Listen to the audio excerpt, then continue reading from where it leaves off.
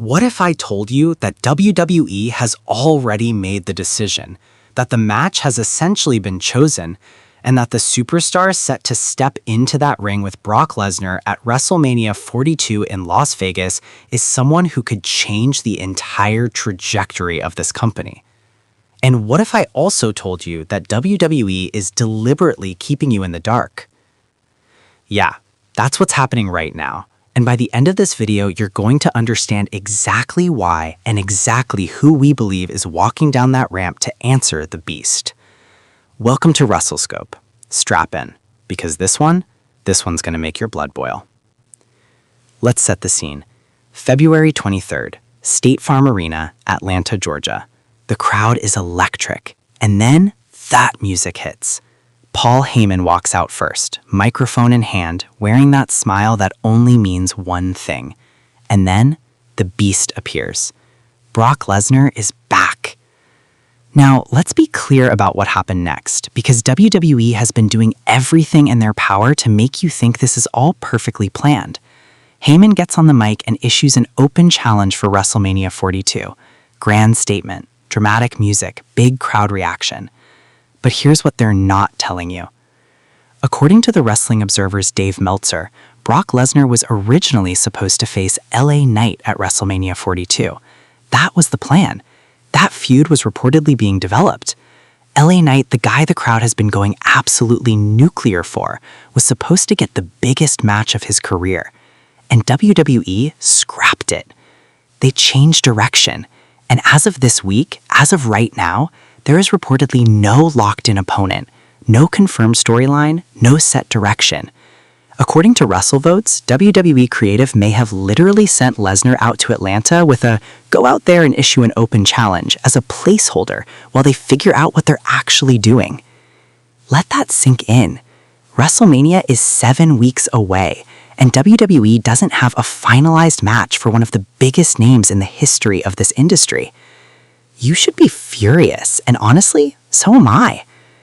But here's where it gets interesting, because while WWE drags their feet, the rumor mill has been churning, and 3 names keep rising to the top. And when you break down each option, only one of them makes real sense. Candidate number 1, Oba Femi. Let's start with the frontrunner. After their dramatic Royal Rumble encounter, Lesnar tossed Femi over the top rope, Femi made him work for it. The internet exploded. The energy between these two was undeniable. Femi entered as participant number 1 and lasted deep into that match, throwing out multiple big names before Brock finally eliminated him. Reports indicate that WWE Creative rewrote scripts after Femi's Royal Rumble performance. That's not a small thing.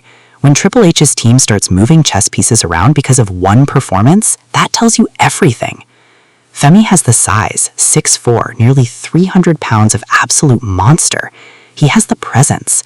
And most importantly, he has the look that says he belongs across the ring from Brock Lesnar without anyone in the audience laughing. A Lesnar versus Femi match at WrestleMania 42 isn't just a debut opportunity, it's a coronation. Even in a loss, Femi becomes a man-made the moment he steps through those curtains in Las Vegas. This is how you build the next big monster of WWE. Candidate number 2, Royce Keys. Now here's a wild card. Royce Keys debuted at the Royal Rumble and immediately made people sit up straight. He entered at number 14 and threw out Damian Priest, a legitimate established star. Short, impactful appearance. WWE clearly thinks highly of him. The argument for Keys is simple. WrestleMania is where careers are made overnight. We've seen it happen before. Someone unknown answers a challenge, has a star-making performance, and suddenly everyone knows their name.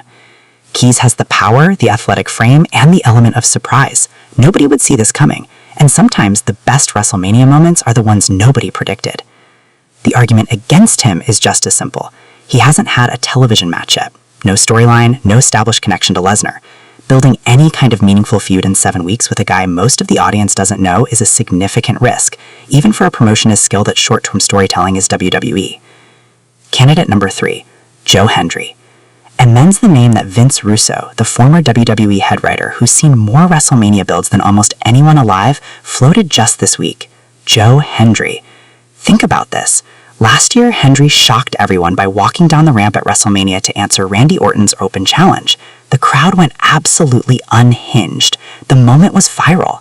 Joe Hendry became must-see television almost overnight. What if WWE runs it back? What if the plan is to use Heyman's open challenge the same way, to set up another WrestleMania moment that nobody sees coming until the music hits? The NXT champion walking up to the Beast incarnate would be absolute chaos, and WWE loves chaos when it gets them trending. Okay, here's where WrestleScope goes somewhere nobody else is going today. Everyone is debating the who. Obafemi, Royce Keys, Joe Hendry, and they're all valid conversations. But I think we're all missing the bigger story, and it's the story that should have every WWE fan genuinely concerned heading into the most important season of the wrestling year. WWE doesn't have Brock Lesnar's opponent locked in 7 weeks before WrestleMania because, and I want you to really hear this, WWE may be afraid to commit. Here's what I mean. Brock Lesnar is one of the most complex figures in modern professional wrestling. His relationship with the company, with fans, with the industry itself is complicated. When you put him in a feud, you're not just putting him in a match. You're attaching his name, his legacy, and his star power to another superstar. That is significant. That is career-defining. And if WWE gets it wrong, they don't just waste a WrestleMania slot. They potentially damage the momentum of whatever rising star they chose to sacrifice at the altar of the Beast. The LA Knight plan reportedly fell apart. Was that because of creative disagreements? Scheduling? Or did someone in Stamford or in Triple H's office look at the landscape and realize that LA Knight's babyface momentum is too valuable to be absorbed into a Brock Lesnar orbit right now? Because here's the thing about Brock Lesnar matches, especially in recent years. They rarely elevate the person on the other side. They establish a level of legitimacy, yes, but Lesnar's matches tend to be about Lesnar, and whoever he faces has to be at a very specific stage of their career to benefit from that. That's why Obafemi makes so much more sense than anyone else on this list. He's new enough that a loss to Lesnar doesn't damage him. He's impressive enough that a competitive loss actually elevates him, and he has enough raw charisma and physical presence that the audience will believe in him standing across that ring. WWE needs to stop playing games, make the call, book the match, give us time to actually care about this feud before WrestleMania weekend arrives. So here's the WrestleScope verdict. Here's what we believe is going to happen. Brock Lesnar will make his scheduled Raw appearances through March. He'll stand in that ring, he'll look for a fight, and for at least 1 or 2 of those nights, nobody will answer the challenge, building the tension, building the mystery, making the audience desperate for an answer. And then, on one of those nights in March, Obafemi's music is going to hit. Not because it's the safest choice, not because it's the most predictable outcome, but because it is the choice that benefits WWE the most in the long run. Obafemi is the future of this company's monster division. He's enormous, imposing, and the crowd already reacted to his Royal Rumble performance with genuine excitement. You want to see this guy trade blows with Brock Lesnar. The visual alone is worth the price of WrestleMania weekend admission. And if WWE has the guts to let Femi get his hands on Lesnar in a competitive, hard-hitting match, the kind of match where Femi might even push the Beast to his absolute limit, then you might be watching the birth of the next great WWE monster right in front of your eyes. That's what WrestleMania is supposed to be. Not a holding pattern, not a placeholder, a moment.